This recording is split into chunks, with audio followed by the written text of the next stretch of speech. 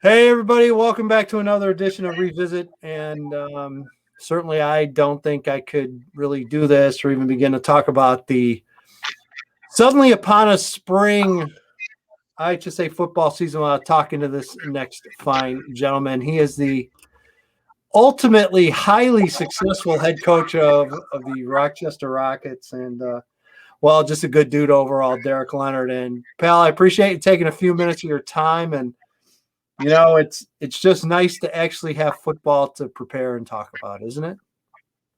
It is awesome. It's something outside of what we have been talking about, especially me and you for the last few months. It was everything but football, right? And it's awesome. Just so happy for the kids. We all have smiles on our faces. It's funny how the mood has just so changed. I know at our school and everyone I talk to, it's just, man, the excitement. I know you're seeing the same thing.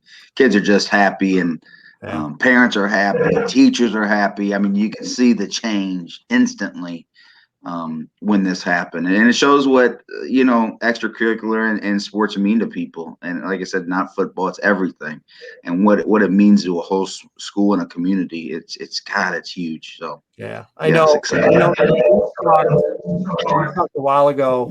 I mean, 2 weeks ago, I didn't think we had a chance at all, and I know you stayed. I know you and I kind of talked a little bit, and you were a little more positive on it than I was, but I don't think by a lot. And it's amazing how this all of a sudden just kind of came out of nowhere, and next thing you know, we're all good and ready to go. So you mentioned your kids, and I mean, just your seniors alone, I've got to imagine just breathes new life into them and into your program.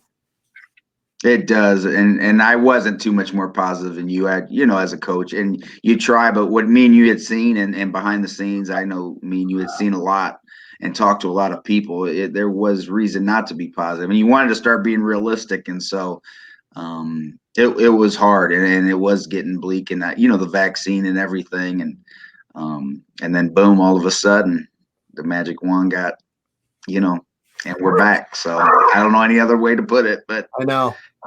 we'll take it, right? We'll take it at this point. Yeah, and and I know throughout your coaching and you learn from things and you learn from experiences and I don't know if any of us ever thought we would have some of these experiences to learn from that we've had to go through the last year plus. I mean, you can point to several factors. I mean, we went through and survived the concussion era, and we had all these pretty major issues, and then something like this comes up, and it just really just kind of blew the socks off of all of us because it was something that we can't control. And Derek, as a coach, you guys take pride of taking on adversity and overcoming. And I think the most frustrating part of all of this was we tried. I mean, you go back to August and September, and we tried to let us play movement, and that didn't really move the needle very much, or at least as much as we had hoped it would. And others had tried, and I know towards the end here, the kids had a nice campaign that they got involved, which I think definitely made a difference. But I mean, you talk all the time. I guess the point I'm trying to get to is you talk all the time to your kids about life lessons, and this had to have been one of the biggest life lessons your kids could have ever learned. Yeah, I don't, and I think it's the one that I learned. Like you said, as a head coach, or anytime you're in charge of someone, you're in control. You feel like you're in control, and at some point during this thing, I felt like I lost control, and not of the kids, but just of the situation. And there's very few times in my life where I have felt like this. And but like you said, I think in the end, and we've talked about this previous, there's going to be some good things that come out of this, and even so much more different, I think, than the concussion times and the other times that football has faced certain things. I think the Coaches Association, with the IHSA, I think there's a lot of things we've learned that gradually, I hope, will get better in time. And like you said, these kids, these seniors are probably, unfortunately, going to take a life lesson from this. And I think it's something that they will learn from in the future. Like you said, you never know when God he's going to test you, and we all were tested, and it all matters how you react from it. And I I want to play for state championship as much as anything, but I am so excited to play 6 games, and we're gonna play to our ceiling and be the best football team we can be, and state championship doesn't matter in the end. And so I'm just happy these kids get to go out and play, and we're playing some great teams, so it's gonna be fun. That it's not an easy lesson for you and your kids to follow. Look at what you've been able to put together at Rochester. I mean, you guys are used to playing for a state title every year, and it sounds maybe I don't know if that sounds arrogant to say it, but it's fact. You look at the past several years. I mean, you've won what 3 out of the last 4. You won 5A last in 2019. The last time we played, you're a championship level program every year. So again, it's another lesson that your kids have to learn, and you and your coaches have to learn. But like you said, and what I think it's lost is, these kids have lost so much already that, I don't want to say we're settling, but I mean, just the joy of playing. And I've talked to kids and coaches, and Derek, I don't think anyone's ever going to take football for granted ever again after this. No, I agree. And you're right. Hey, state championship's what we shoot for. But you know what? I think what we've all found out in this is that it's great. Yeah, I'd rather win than lose. But in the end, it's playing with the people you've grown up with since you were a kid, the community. You know what I mean? You really find out that those things are more important. I think they're so excited just to be with each other and play with each other 6 more games, and that a state championship's irrelevant. Now, hey, do we want to win all 6 games? Yes, we do. But in the end, these kids are so excited just to play and play with each other and play as a team and put on that jersey one more time. And I think, again, state championship's great, but in the end, it means nothing, and when you're talking about life and the bigger things in life, a state championship, and it is what it is. Or conference championship, or going 500, whatever your goals are, it's these kids get to play with each other, and they're so excited just to play again. Yeah, there's so, all right. Well, looking the crystal ball going into the spring season. I know about 4 starters back on offense, I believe, and 3 or 4 back on defense. Just kind of give us the rundown on what's coming back. Yeah, we lose a lot of our big boys. We were good up front last year, and almost all seniors. We got 1 junior coming back that started at tackle and D tackle, Wes Moore. He just signed with Quincy. Did a great job last year, but he's a lone survivor on the line, both sides. And so skill-wise, we feel better, about what's coming back. Matt Baker, our tight end DN, and he really started at DN some, but it was kind of he rotated some. But he was our starting tight end fullback, and he's going to Murray State. He signed. Braden Paraschow, starting free safety receiver for us last year. He was hurt in the state championship game in the end of the playoffs, but he's going to McKendree. Got him back. Obviously, Hank Beatty, he's going to play everywhere, every position for us. So feel good. Jack Friedwald at quarterback, Tyler Gate at slot. So a lot of kids that played, not a ton of starters. Like you said, I think it's 4-3. So we lost a lot, but we do feel good, especially at the skill position. And we feel good about our O-lineman, D-lineman. It's just, hey, we're going to be younger, and we've been in that spot before. So it's just a tough league to be young in. 6 games is a small growth time to grow. But, hey, it's something, those seniors, we're going to throw them in there. And but we are going to be young up front. So, but the big names are skill-wise are back even from the state championship game last year. So. But you look at the games, we had a extra spring season, what have you. But I've got to imagine up front, kind of a positive for a young group. You're going to get them, for 6 games here in the spring, and that short turnaround. And next thing you know, 2021, and you've gone from a young group to an experienced group pretty quickly.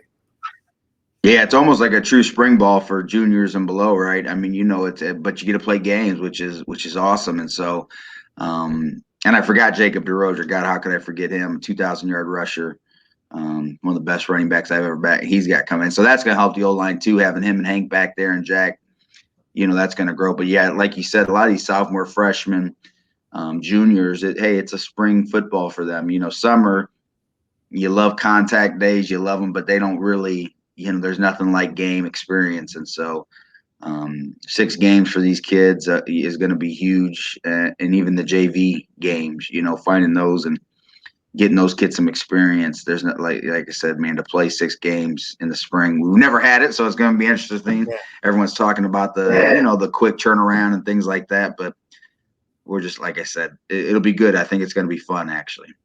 Yeah. What I find interesting, you mentioned lower levels, and kind of what's the plan with lower levels? Is it, how many levels are you guys actually going to be running this spring? Give us the details. Yeah, it's a good question. And I think some of that's still in kind of a fluid situation, like everything this year. I think everyone will have a JV team, sophomore team, however you want to put it. So I think we'll have a full schedule with that. Freshman team, I think us, Griffin, and Chatham, if I'm not mistaken, we're the only freshman teams. We've picked up a few games, for the around in this region, the COVID region. So we should have 5 to 6 games for that too. But yeah, not many people have freshmen. I think it's hard on people because of COVID. There's going to be some testing and some contact tracing. So I think people are scared to commit to it, which I understand. And kind of, I get that sense around kind of Southern Illinois, Central Illinois, that a lot of people are just going with the sophomore team. But we had enough in our COVID region for a freshman. So, and then Central State, I don't know if you know how we did it. We kind of broke them into halves. And we're playing that with a few crossover games. So it was good decision by the ADs and everything. And I think it was the best way from a JV and freshman standpoint to do it. So hopefully I know right now we got a full schedule almost for all 3. So one thing I wanted to that we talked about before, you mentioned new spirit of cooperation, and I agree. I think you're able to get a really wide range of coaches involved in things that maybe they weren't involved in before. At what point do you kind of gather again and maybe take a look at what happens post spring as far as actually getting a concrete plan in place for getting ready for fall 2021? And I know there's been talk of, I think, a 60-day dead period or something after spring ball ends. But, will we see a traditional, preseason building up? Will it change a bit because of spring football, and just kind of, Derek, when will that maybe potentially come around and maybe some of the issues that you guys are going to have to address? That's a great question. And I think between us, I mean, obviously they don't, I think they haven't got past the football season yet. You know what I mean? I think so it's going to be interesting how everything's going to take steps and grow from here. I've thought about, I really do hope there's a dead period, because I want everyone to play spring sports, and really it affects everything south of I-80, right? Because so many of our kids play 3 sports or 2 sports.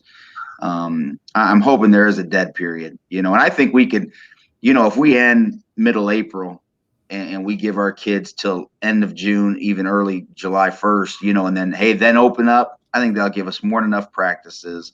We can get back to regular to a point, and we can make this thing work, but I have not heard anything. I know that was the talk, again, but everyone was so worried about, how do we get this going? And so it's been funny how, like you said, the steps to that, it'll be interesting to see where we go. I think when we get closer to March and things look good, I think we'll start talking about that. But I know it's interesting. I've heard different people's philosophies, but I know, I think we need some dead time. I think the kids need it, from a standpoint of, because football is a physical sport, and the problem, contact days and things like that, is, hey, if someone else is doing it, you gotta be doing it. You know what I mean? And you get so scared, you can't let it just open up. And so I'm hoping, you probably know as much as I do, but I'm hoping it goes something like that. So you have your contact in summer. You take full advantage of those 25 days. I see you all over the state. Mm-hmm. I see you at different events doing 7-on-7, and obviously with your offense, I'm sure that's a big developmental part of that as well, as being able to get that offense in and build that rhythm. Where would you be on that? Would you, if maybe they decided to take some of those days away, maybe add them on to August, maybe give you a little bit more time in August versus being able to use some of those contact days in early June or going into July? Is that something you've even ever really considered as far as, maybe there would be a better way to change things up? Maybe not necessarily for you personally, your team, but maybe overall, maybe to switch up what we do in the summer. Yeah, I've always liked what the summer's been, but obviously, like we said, we're gonna have to change this summer, but I do, like you said, so much of our experience and who we've become is you have seen us up there. We go to Northwestern, we go to Wheaton, Warrensville. I mean, we've gone to all those places and we played the best. Since 2005, 2006, that's what we've won, and that's how I've kind of. And we've got our butts kicked by a lot of people, up there. And so I love doing that and love that experience and got to know a lot of people up there. So I really do like the summer. I think it's fine. There could be some adjustments, I think, little things here and there. But I do think like this year, hey, we got to, and that's what we've talked about as coaches, we got to come together and realize, hey, what's best for everybody? Yeah. What's best for what I mean? And and I think July and just basically stuffing now June and July into just July and maybe even early August, like you said, maybe kill a dead week if we have to. But I even like the dead week because, hey, it's good for me and my family and the kids to get away. Because the season, hey, once you get into another fall season, hey, it's a 9-week, sometimes 14-week, if you're lucky enough, season. And it's the IHSA's got another eventually, like I said, they got other things to worry about right now, but it is another issue that I think they need to talk to the Coaches Association, and we got to come up as a group, which we have done so much better. I've made, like we've talked about. I mean, I think our Coaches Association has become, so much stronger times 10 than what it was 2 years ago, right? Yeah. And what I think the coaches click. I think we need to grow it from there. Like you said, we need to grow now. This is an opportunity as coaches to take it to the next step and take the next step into forming our group and forming our coaches from Highland Park to Rock Island to Cairo, wherever, and the whole state and representing everybody. Because what I've also learned is there's so many different situations in the state of Illinois, as you know what I mean?